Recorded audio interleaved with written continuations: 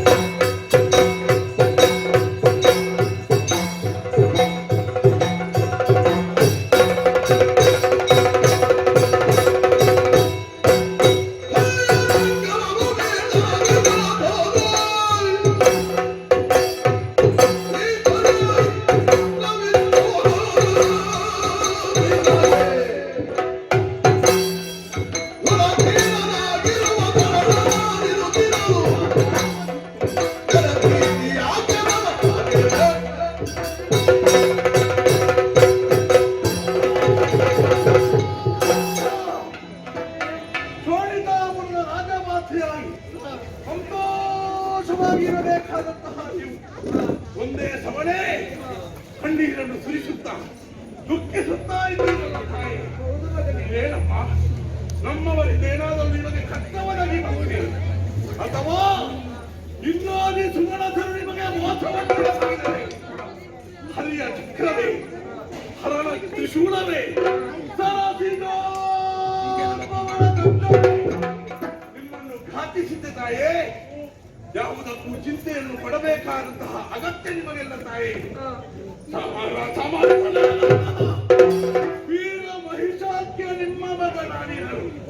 ಯಾಕಮ್ಮ ಚಿಂತೆ? ನಿಮ್ಮ ಮನಸ್ಸಿನಲ್ಲಿದ್ದಂತಹ ವಿಚಾರವನ್ನು ಮುಟ್ಟು ಮರೆಯಿಲ್ಲದೆ ನನ್ನಲ್ಲಿ ವಿಸ್ತರಿಸಿದ್ದೀರಿ ಎಂದಾದರೆ ನಿಮ್ಮ ಕಷ್ಟವನ್ನು ನಾನು ಪರಿಹರಿಸುತ್ತೇನೆ.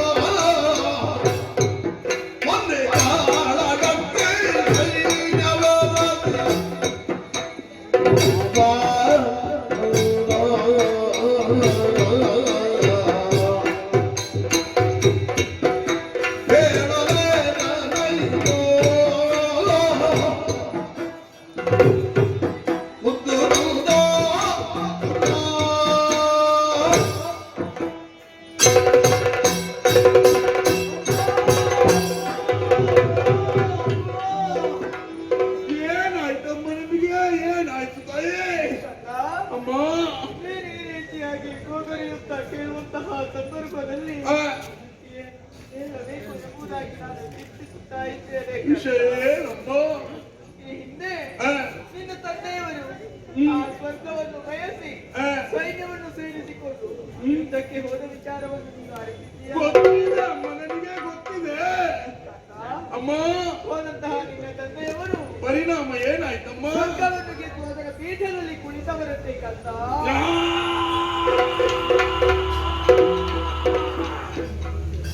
ಸಂತೋಷವಾದಂತಹ ವಿಚಾರವಲ್ವೇ ತಾಯಿ? ಇದಕ್ಕೆ ಕಣ್ಣೀರು ಸುರಿಸುವುದು ಯಾಕಮ್ಮ ನೀವು? ಅಂದ್ರೆ ಸ್ವರ್ಗವನ್ನು ಗೆದ್ದು ಆ, ಆ ಪೀಠದಲ್ಲಿ ಕುಳಿತಂತಹ ಸಂದರ್ಭ ಆ, ಆ ದೇವತೆಗಳ ನಿನ್ನ ತಂದೆಯನ್ನು ಕೊಲ್ಲಿಸಿದರು.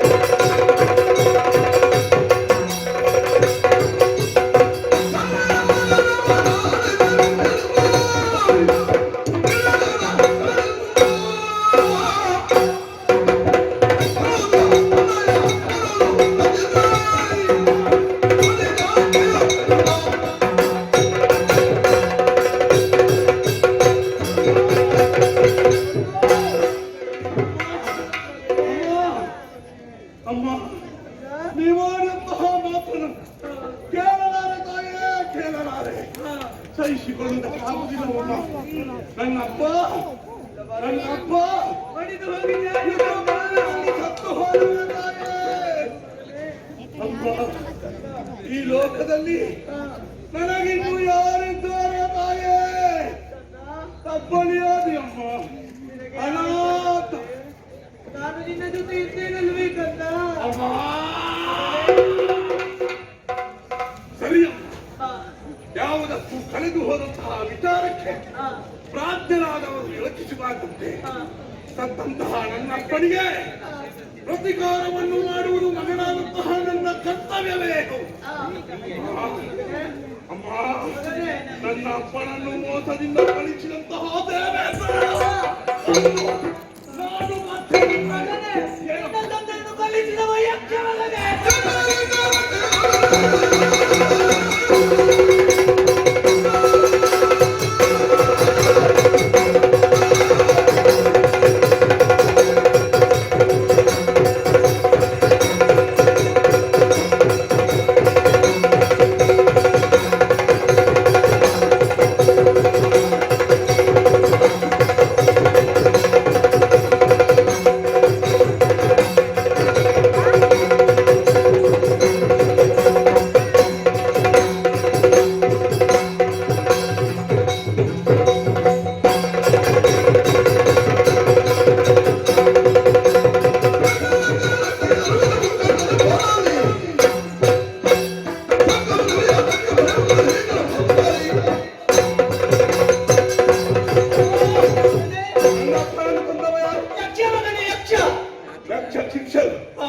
ಲಕ್ಷ ಸಂಖ್ಯೆಯಲ್ಲಿ ಬರಲಿ. ನನಗೆ ಲೆಕ್ಕಾಚಾರವೆಲ್ಲ ಒಂದೊಮ್ಮೆಗೆ ಮುಖಂಡನೇ ಬಂದರೂ ಕೂಡ ಯುದ್ಧದಲ್ಲಿ ನಾನು ಗೆಲುವನ್ನು ಸಾಧಿಸುವೆ. ಅಮ್ಮ, ಆಶೀರ್ವಾದ ಮಾಡು. ಹೊರಕ್ಕೆ ಸಂತೋಷವಾಯಿತು.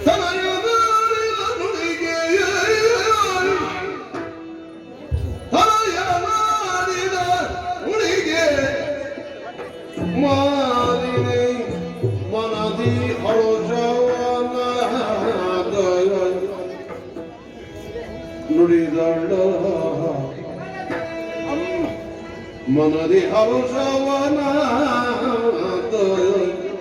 ನುಡಿದಳು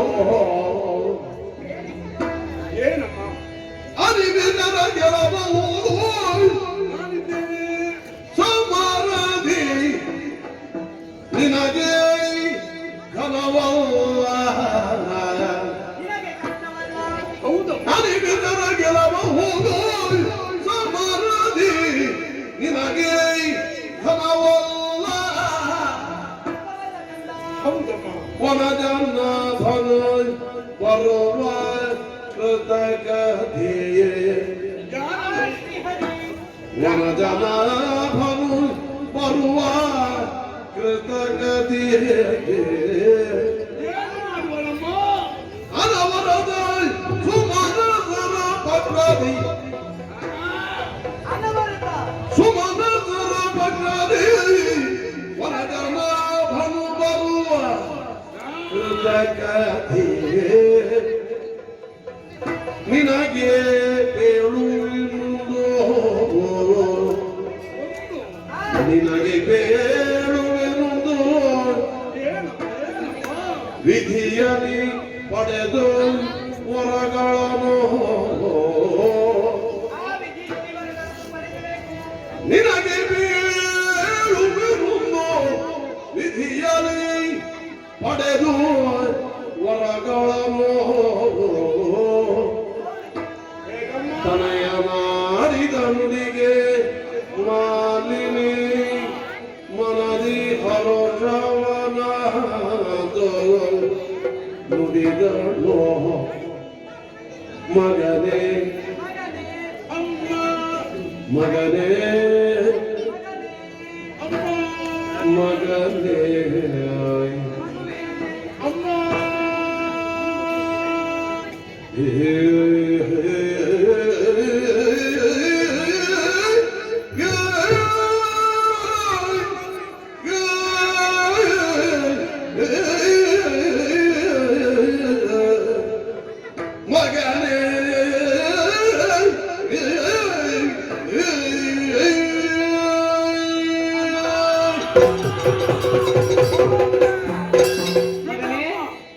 ಯಾವ ಯಕ್ಷನಿದ್ದಾನೋ ಅವನ ತಲೆಯನ್ನು ಕಡಿದು ನಾನು ಬರ್ತೇನೆ ಮಗನೇ ಅವಸರಿಸಬೇಡ.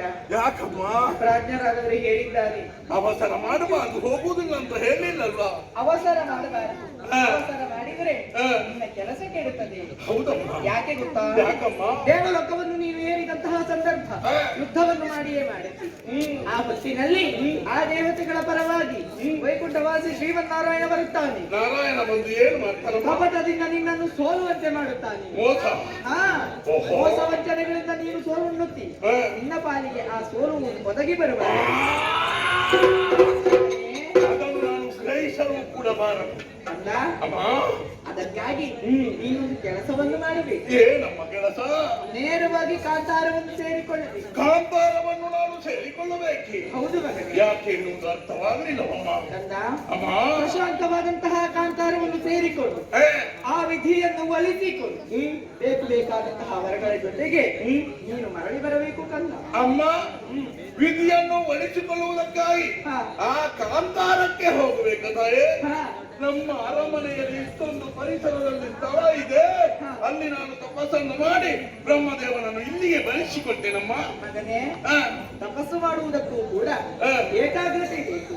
ಆ ಏಕಾಗ್ರತೆ ಹುಟ್ಟಿಕೊಳ್ಳುವುದಕ್ಕೆ ಪ್ರಶಾಂತ ಸ್ಥಳ ಬೇಕು. ಅಲ್ಲಿಗೆ ಬರುವ ಬ್ರಹ್ಮ ಇಲ್ಲಿಗೆ ಬರುವುದಿಲ್ಲ. ಇಲ್ಲಿಗಂತಲೂ ಹೇಳ್ಕೊಂಡ್ರೆ ಭಕ್ತಿ ಉಂಟಾಗಿದೆ ಅಂದ್ರೆ ನನಗೆ ಏಕಾಗ್ರತೆ ಬರುವುದಿಲ್ಲ ಅಂತಲ್ವಾ? ಏಕಾಗ್ರತೆ ಬರುವುದಕ್ಕೆ ಸಾಧ್ಯ ಇಲ್ಲ. ಹಾಗಾಗಿ ಕಾಡಿಗೆ ಹೋಗುವುದಾಗಿ ಹೇಳಿದೆ. ಸರಿಯಮ್ಮ.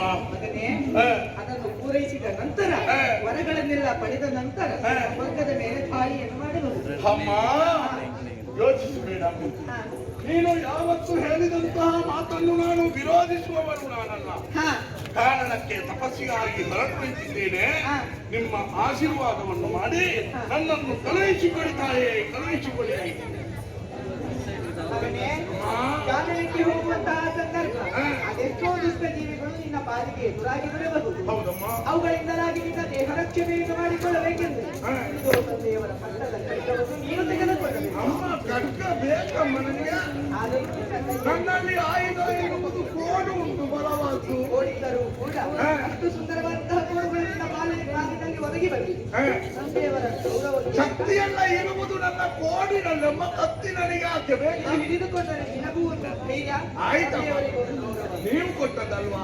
ಇಲ್ಲಿ ಕತ್ತಿ. ಆಯ್ತು, ಹೋಗಿ ಬಾ. ಹೋಗಿ ಬರ್ತೇನಮ್ಮ. ಮಾತೆಗೆ ಮನೆಯೋ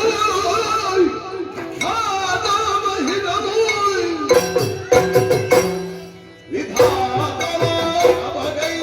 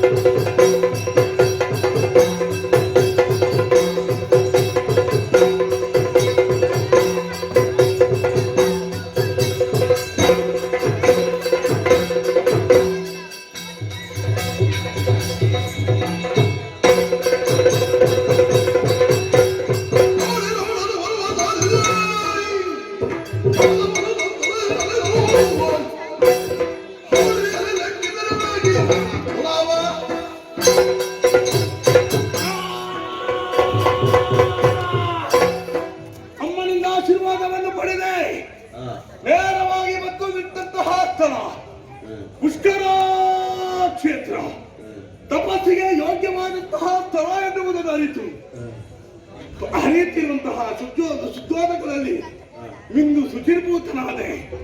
ಕೇವಲ ಶರೀರ ಶುದ್ಧಿಯಾದರೆ ಸಾಲದು, ಮನಸ್ಸು ಶುದ್ಧವಾಗಬೇಕಲ್ವೇ?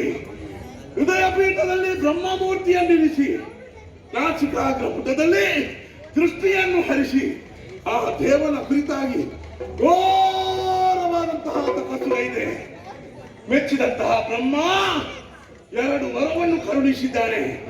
ಯೋನಿಜರಿಂದಲೇ ಮರಣ ಬರುವುದಿಲ್ಲ, ಮಾತ್ರವಲ್ಲ 3 ಮೂರ್ತಿಗಳಿಂದಲೂ ನಿನಗೆ ಮರಣವಿಲ್ಲ ಎನ್ನುವುದಾಗಿ ಸಂತೋಷದ ವಿಚಾರ. ಅಮ್ಮನಿಗೆ ಅರ್ಹಬೇಕು, ನಡೆಯುತ್ತೇನೆ.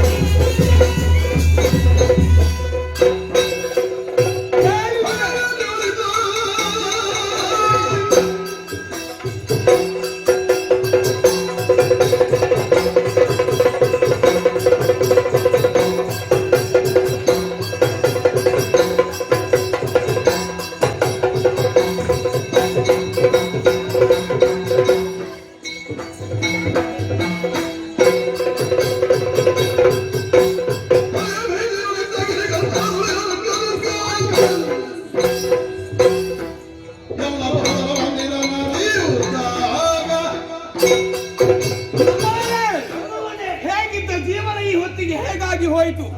ಯಾರು ಶಂಕದುರ್ಗಾದ್ಯರ ಹೆಸರನ್ನ ಕೇಳಿ ಗಡಗಡ ನಡುಗುತ್ತಾ ಇದ್ರು ಅಂತವರೆಲ್ಲರೂ ಇಂದಿಗೆ ನಿಂದನೆಯ ಮಾತನಾಡುವಂತಹ ಸ್ಥಿತಿಗತಿಗಳು ನಮ್ಮ ಪಾಲಿಗೆ. ಇದಕ್ಕೆಲ್ಲ ಕಾರಣ ಯಾರು? ಹರಿಯ ಚಕ್ರಘಾತ, ಹೌದಲ್ವಾ? ಅಂದಿನಿಂದ ಇಂದಿನವರೆಗೆ ಕಾಡು ಮೇಡುಗಳಲ್ಲಿ ಅಲೆದಾಡುವಂತಹ ಸ್ಥಿತಿಗತಿಗಳು ಮುಂದೆ ಒಂದು ಅರ್ಥವಾಗುತ್ತಾ ಇಲ್ಲ.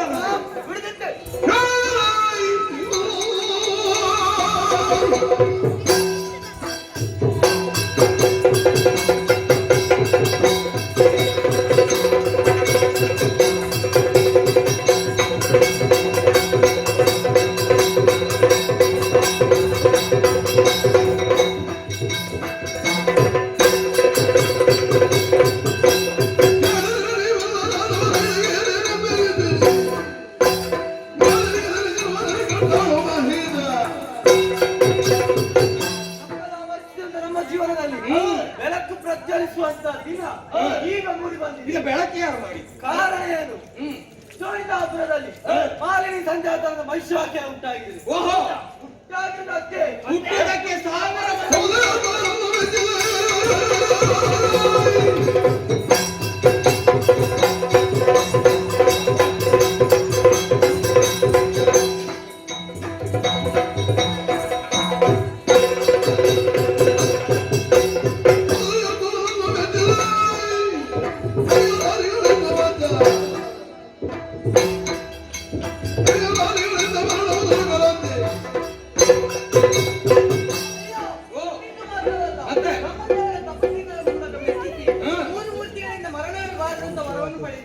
ಹೌದಾ? ಅಷ್ಟೆಲ್ಲ ಸಾಮರ್ಥ್ಯ ಉಂಟ? ಏನು ಮಾಡಿ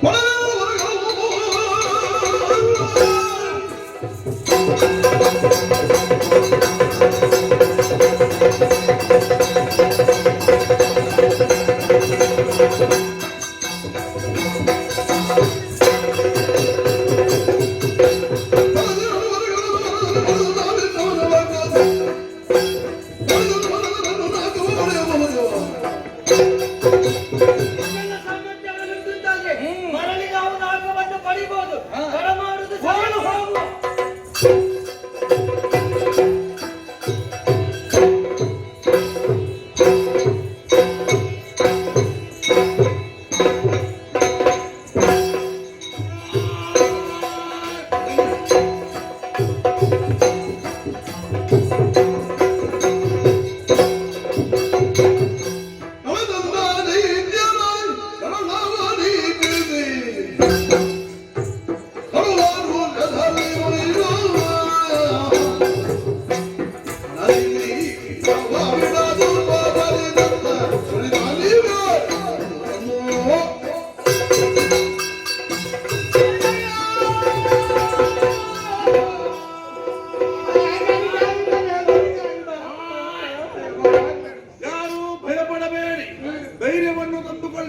ಹತ್ತಿರ ಬನ್ನಿ, ಹತ್ತಿರ ಬನ್ನಿ, ಹತ್ತಿರ ಬನ್ನಿ. ಅಯ್ಯ, ಒಬ್ಬರಲ್ಲ ಇಬ್ಬರಲ್ಲ, ಅದೆಷ್ಟೋ ಸಾವಿರ ಸಂಖ್ಯೆಯಲ್ಲಿ ಅಸುರ ಗಣನವನ್ನೇ ಸೇರಿಸಿಕೊಂಡು ಈ ಶೋಣಿತಾಪುರಕ್ಕೆ ಬಂದಿದ್ದೀರಲ್ಲ. ಒಳಗೆ ಬಂದದ್ದಿಷ್ಟೇ ಮಂದಿ ಇನ್ನೂ ಇದ್ದಾರೆ. ಸಾಕಾಗುತ್ತಿಲ್ಲ. ಅಲ್ಲ, ಇಲ್ಲಿರುವಂತಹ ಒಂದೊಂದು ಆಸನಗಳನ್ನು ನೀವೆಲ್ಲರೂ ಸೇರಿಕೊಳ್ಳಿ. ಮತ್ತೆ ಉಳಿದವರಿಗೆ ಅಲ್ಲಿ ವ್ಯವಸ್ಥೆ ಮಾಡುವಂತಹ ಸೂಚನೆಯನ್ನು ನಾನು ನೀಡ್ತೇನೆ. ಅಯ್ಯ, ನಾವು ಕುಳಿತುಕೊಂಡು ಮಾತನಾಡೋಣ. ಅಲ್ಲದೆ ನಿಮ್ಮನ್ನು ಒಬ್ಬೊಬ್ಬರನ್ನು ನೋಡುವಾಗ ಒಂದೊಂದು ಅಂಗಾಂಗವನ್ನು ಕಳೆದುಕೊಂಡಿದ್ದೆ. ಅಂಗವಿಕಲರು ಅಂತ ಹೇಳಬೇಡ, ಬೇಸರ ಆಗುತ್ತೆ. ಇದ್ದದನ್ನು ಇದ್ದ ಹಾಗೆ ಹೇಳಿದ್ರೆ ಬೇಸರ ಏನಪ್ಪ? ಅಯ್ಯೋ, ಎಲ್ಲರೂ ಅದನ್ನು ಹೇಳಿದ್ರೆ ಕೇಳುವಂತಹ ಮನಸ್ಥಿತಿ ನಮಗಿರ್ಬೇಕು. ಅದೇ ನನಗೂ ಸಂಶಯ ಏನು ಗೊತ್ತೇ? ಹೀಗೆಲ್ಲ ಆಗುವುದಕ್ಕೆ ಕಾರಣ ಏನು? ನೀವು ಯಾರು? ನಿಮ್ಮ ಹೆಸರೇನು? ಇಲ್ಲಿಗೆ ಬಂದದ್ದು ಯಾಕೆ? ಎಲ್ಲವನ್ನೇ ನನ್ನಲ್ಲಿ ಅರುಹಬೇಕು.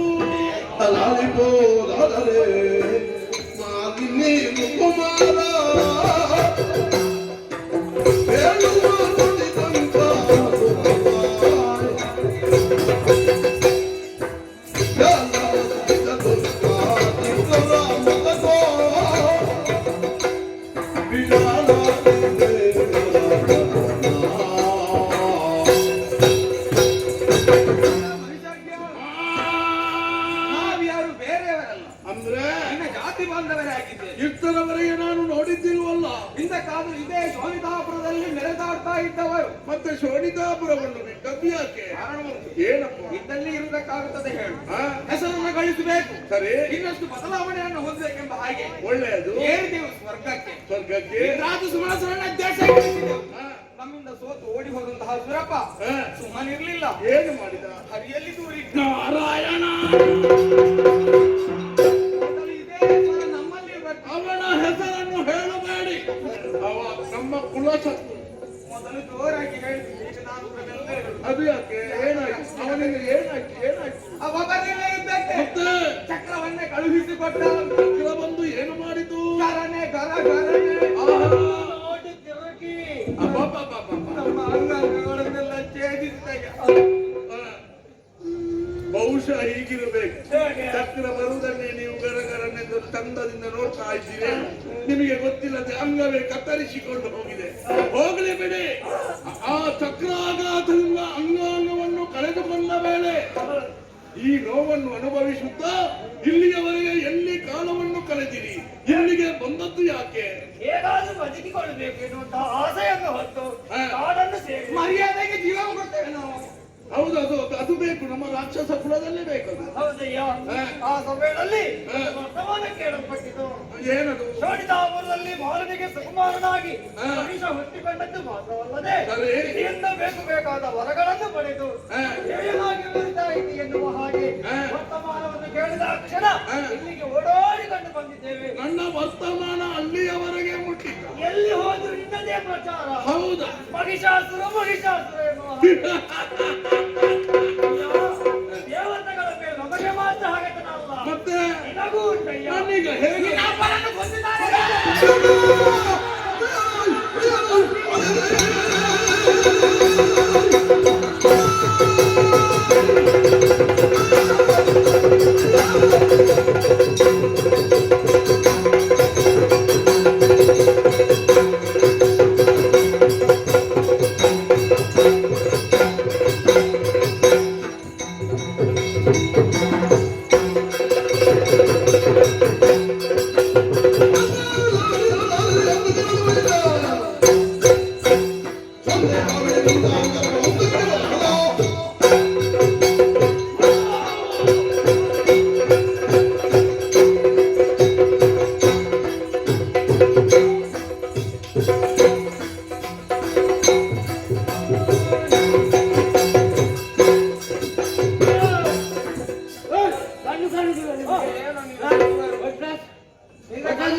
ಹಿಂದೆ ಇರುವುದು ಮುಂದೆ ಇರುವುದು. ಸಾಗಿಸಿಕೊಳ್ಳುವ ಚಟ ಬಂಡಾರೆ ನಾವು.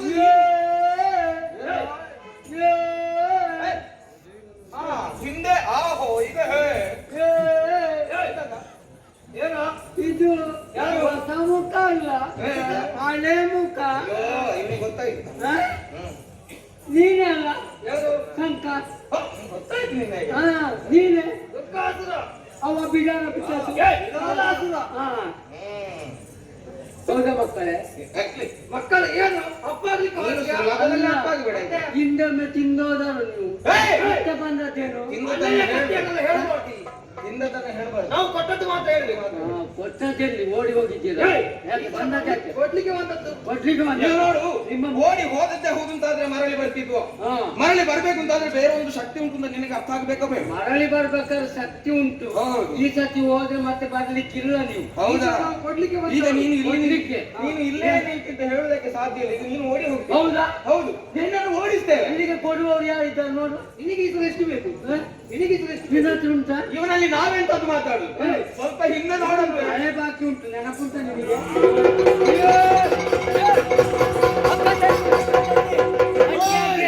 ಕೈಯುಳು ತಂದೆ ಸ್ವಾಮಿ ಹೊತ್ತ ಉಳಿದ ಸ್ವಾಮಿ ಸ್ವಾಮಿ ಮೈತಂದಾಯ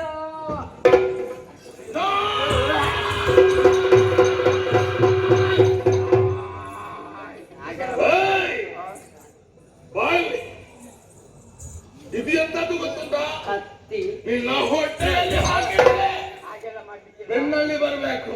ಹಾಗೆಲ್ಲ ಮಾಡ್ಲಿಕ್ಕೆ ಪಾಪ ಭಟವ ಎಲುಬಿನ ಹಂದರ ಇವ.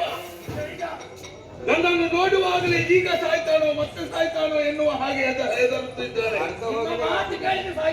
ಅವರೇ ನನ್ನ ಆ ಪರಾಕ್ರಮದ ಬಗ್ಗೆ ಸ್ವಲ್ಪ ಇವನಿಗೆ ಹೇಳಿಬಿಡಿ.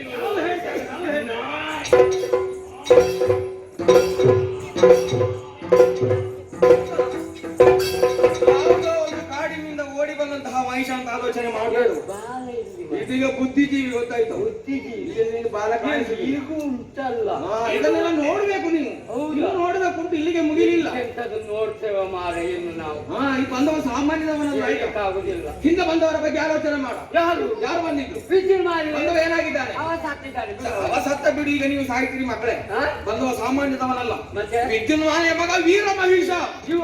ಹೌದು. ಅದಕ್ಕೆ ನಾನು ಈಗ ನೀನು ದೇವರಲ್ಲಿ ಹೋಗಿ ಹೇಳಬೇಕು, ದೇವರೇ ಇಲ್ಲಿ ಉಳಿಯುವುದು ಬೇಡ, ಹೋಗುವುದಕ್ಕೊಂದು ಬೇಗ ದಾರಿ ಹುಡುಕುದೊಳ್ಳೆ ಅಂತ ಹೇಳಿ. ಗಂಟು ಮುಂದೆ ಯುದ್ಧವನ್ನು ನೋಡ್ತೇನೆ, ಹೋಗಿ ಹೇಳ್ತೇನೆ ನಾಳೆ ಏನು ಆಗ ನಡಿಯ.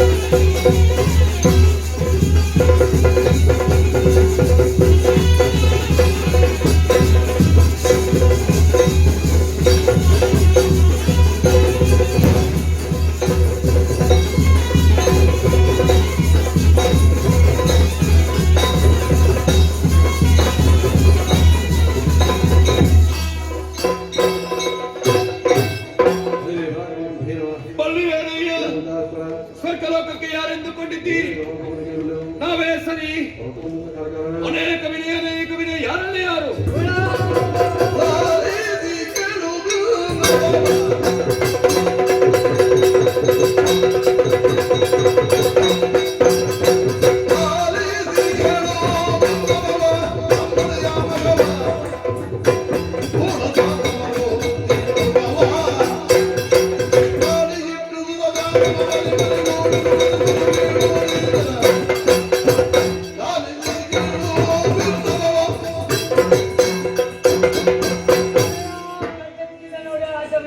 ಎದ್ದೇಳು.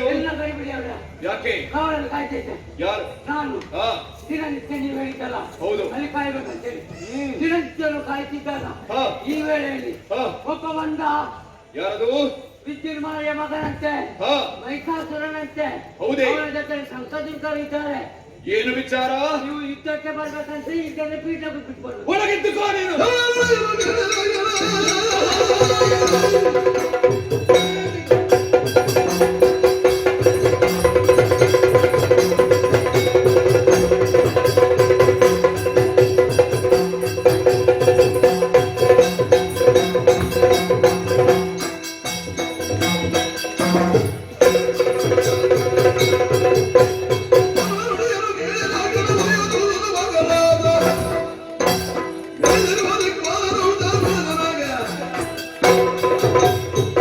ದೇವತೆಗಳ ಸಭೆಗೆ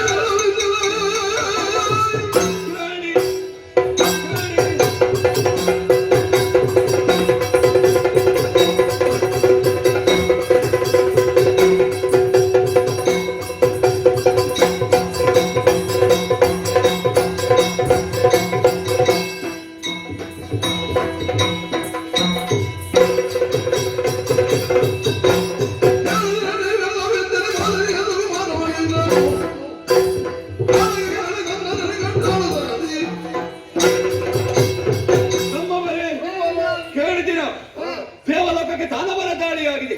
ಪ್ರಶಾಂತವಾಗಿ ಕೂಡಿತ್ತು ಈ ನಮ್ಮ ದೇವಲೋಕ. ಆದರೆ ಇಂದು ದಾನವರ ದಾಳಿಯಿಂದಲಾಗಿ ತಪ್ಪಿ ಹೋಗಿದೆ. ಅದು ಪ್ರಶಾಂತತೆ ಎನ್ನುವುದು ಇಲ್ಲ. ಅದು ಮರಳಿ ಪ್ರಶಾಂತತೆಯನ್ನು ಪಡಿಬೇಕಾದ್ರೆ ಏನು ಮಾಡಬೇಕು? ನಾವು ಹೋರಾಟ ಮಾಡಬೇಕು. ಆಯುಧವನ್ನು ಹಿಡಿದುಕೊಳ್ಳಿ, ವಾಹನವನ್ನು ಏರಿಕೊಳ್ಳಿ, ಹೋಗದ ಯುದ್ಧರಂಗಕ್ಕೆ.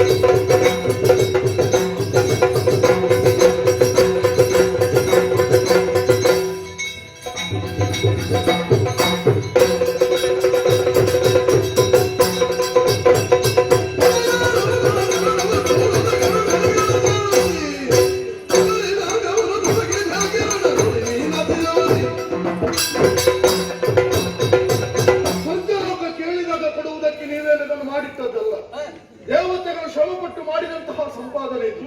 ಅದನ್ನು ಪಡೆಯುವುದಕ್ಕಾಗಿ ನೀನು ಮುಂದಾದ್ರೆ ಪೆನ್ನು ಪೆನ್ನು ಹುಡಿ ಮಾಡಿ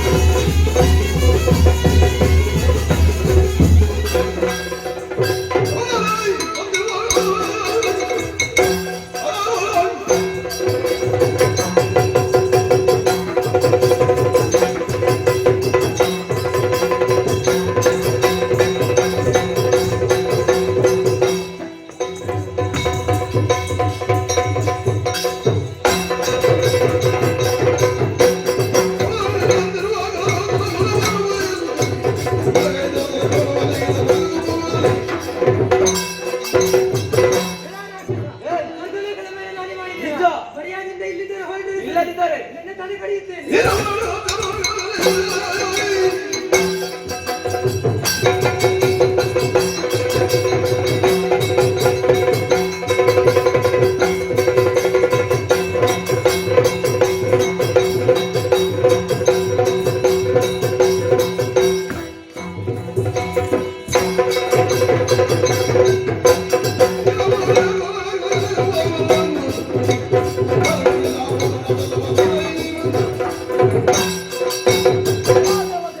ಸ್ವರ್ಗಲೋಕಕ್ಕೆ ನಮ್ಮ ಆಗಮನವಾಗಿದೆ. ಸ್ವರ್ಗಲೋಕ ಬಿಟ್ಟು ಕೊಟ್ಟ ನಿನಗೆ ಲಾಯ್ತು.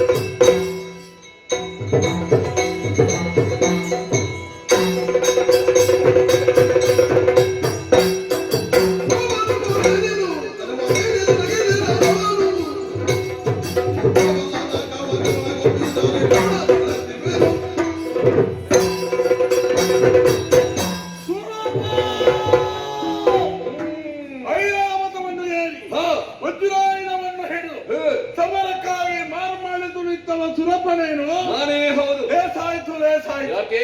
ನಿನ್ನನ್ನೇ ಕಾಣಬೇಕು ಎನ್ನುವ ಉದ್ದೇಶವನ್ನು ಇರಿಸಿಕೊಂಡು ಬಂದಿದ್ದೇನೆ. ಓಹೋ, ನನ್ನ ತಂದೆಯನ್ನು ಕೊಂದಂತಹ ಅಪಾತಕ್ಕೆ ನೀನು. ನಾನೇ ಹೌದು. ಇದರ ಪ್ರತಿಕಾರವನ್ನು ತೀರಿಸುವುದಕ್ಕಾಗಿ ಇಲ್ಲಿಯ ಅಧಿಕಾರವನ್ನು ಬಯಸಿ ಬಂದಿದ್ದೇನೆ. ಓಹೋ, ನನ್ನ ಪಾಲಿಗೆ ಇಲ್ಲಿಯ ಅಧಿಕಾರವನ್ನು ಬಿಟ್ಟುಕೊಟ್ಟು ನನ್ನ ತಾತನ ಎಲ್ಲವ ಮಹಿಷನ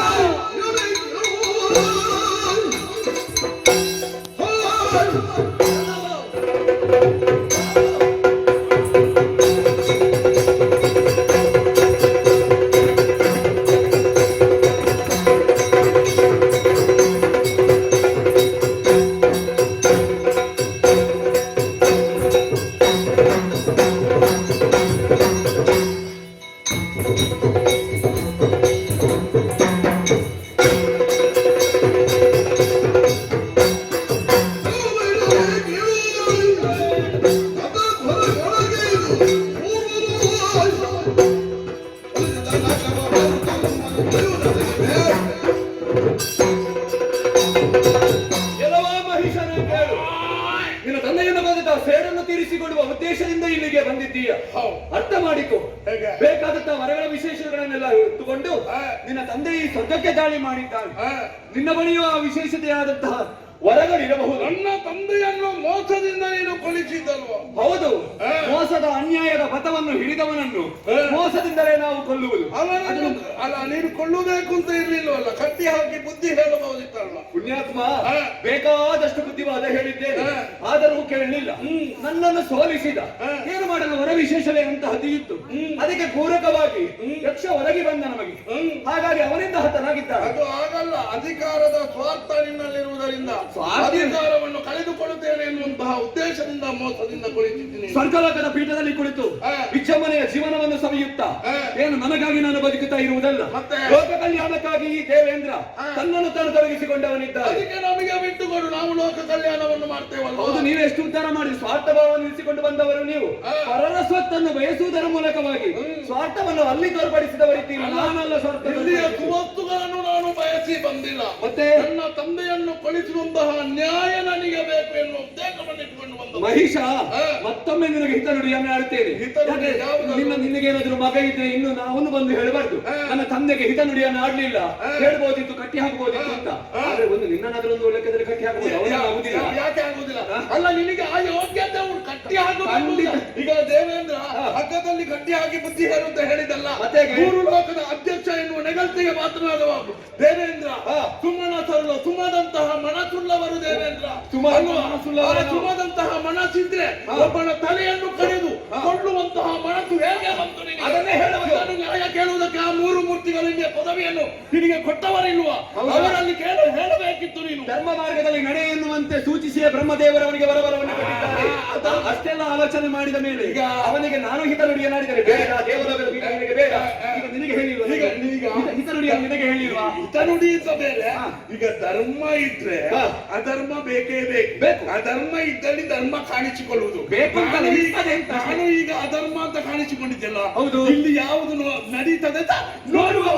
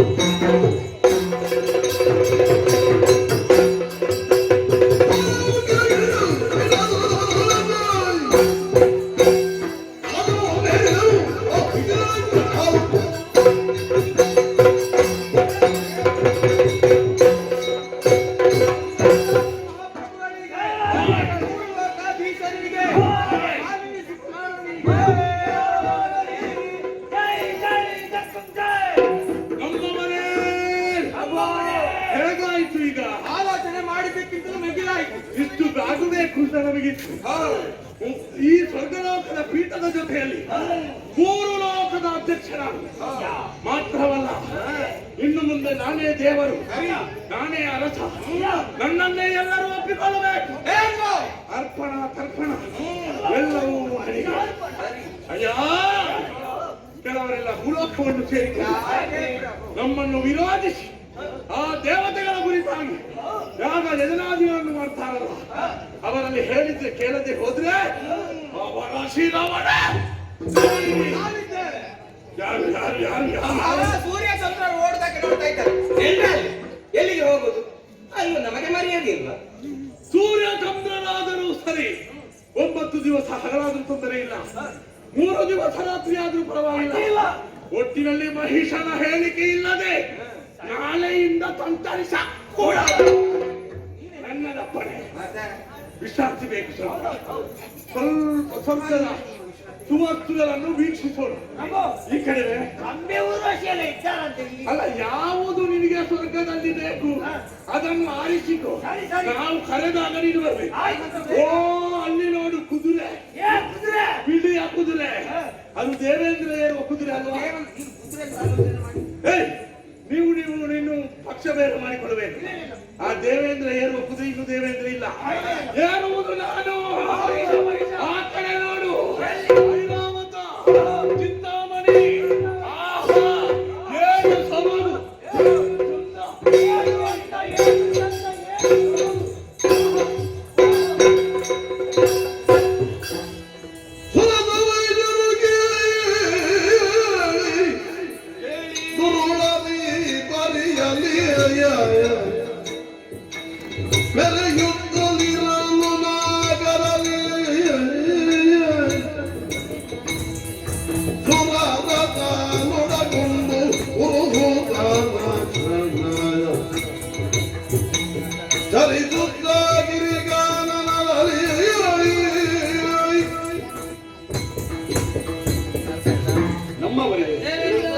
ಸೋಲು ನಮ್ಮ ಪಾಲಿಗೆ ಒದಗಿ ಬಂದಿದೆ, ಅದನ್ನು ನಾವು ಒಪ್ಪಿಕೊಳ್ಳಲೇಬೇಕು. ದೇವಲೋಕವನ್ನು ಬಿಟ್ಟಿದ್ದೇವೆ, ಈ ಕಾರಣಗಳಲ್ಲಿ ನಡೆದಾಡಿಕೊಂಡಿದ್ದೇವೆ. ಹೀಗೆ ಇದ್ದೇವೆ ಅಂತಾದರೆ ಮಹಿಷ ಶಂತದುರ್ಗಾದಿಗಳೆನ್ನುವಂತಹ ದಾನವರ ವಧೆಯಾಗುವುದಕ್ಕೆ ಸಾಧ್ಯವಿದೆ. ಇವರೆಲ್ಲ ಇಷ್ಟೆಲ್ಲ ಮೆರೀಬೇಕಾದ್ರೆ ಮೂಲ ಕಾರಣ ಯಾರು ಅಂತ ಆಲೋಚನೆ ಮಾಡಿದಾಗ ಅವ ಇದ್ದಾನೆ ಸತ್ಯಲೋಕದಲ್ಲಿ ಬ್ರಹ್ಮದೇವ. ವರ ಕೊಟ್ಟವನು ಅವನು, ಅವನೇ ಏನಾದರೂ ದಾರಿಯನ್ನು ಸೂಚಿಸಬೇಕು. ಅಲ್ಲಿಗೆ ನಡೆಯೋಣ.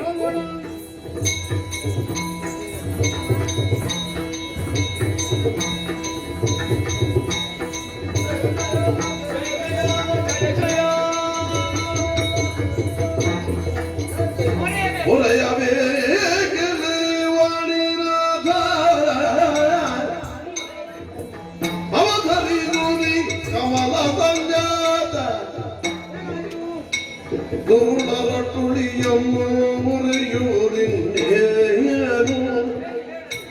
ತುಳಿಯಮ್ಮ ಮುರಿಯೂರಿನ್ನೇನು, ಹೊರೆಯನ್ನು ಹೊರುವಳು ಈ ನೋಡುವಲ್ಲೇ ಹೊರೆಯ ಬೇಗಲಿ ವಾಣಿನಾದ.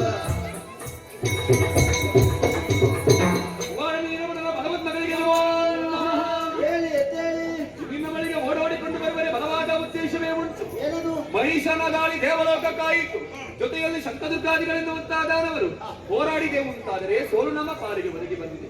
ಅವರೆಲ್ಲ ಇಷ್ಟೆಲ್ಲ ಮೆರಿಬೇಕಾದ್ರೆ ಮೂಲ ಕಾರಣ ನೀನೇ ಇದ್ದೀಯ. ವರ ಕೊಟ್ಟವನು ನೀನು, ನೀನೇನೋ ಧರ್ಮದ